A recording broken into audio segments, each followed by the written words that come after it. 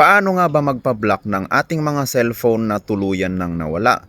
Maging ito man ay nanakaw o kaya naman nawala at yun na nga tuluyan nang hindi na po naibalik sa inyo. Mahalagang maipa-block po ninyo yung cellphone po ninyong nawala para hindi na magkaroon ng access yung nakakuha sa inyong mga photos, videos, documents, lalong-lalo na sa ating mga bank accounts.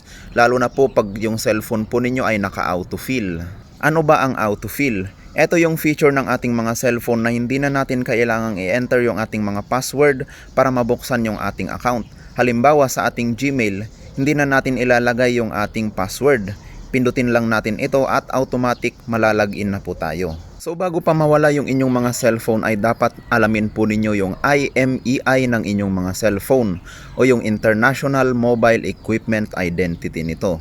So para malaman po ninyo yung IMEI ng inyong mga cellphone, pumunta lang po kayo sa inyong dial pad at i-type po ninyo ang mga sumusunod. Asterisk, number sign, 0, 6, number sign. At lalabas na po yung inyong IMEI.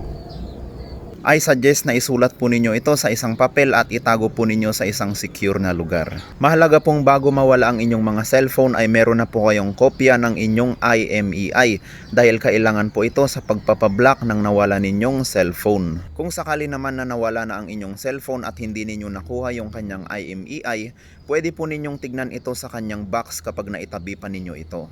Pagkatapos ay pumunta po kayo sa pinakamalapit na office ng NTC o National Telecommunications Commission sa inyong lugar at i-report ang nawawala ninyong cellphone para ma-block nila ito. Nang sa gayon ay hindi na magkaroon ng access sa iyong mga personal data ang nakakuha sa inyong cellphone. Maraming salamat po sa inyong panonood.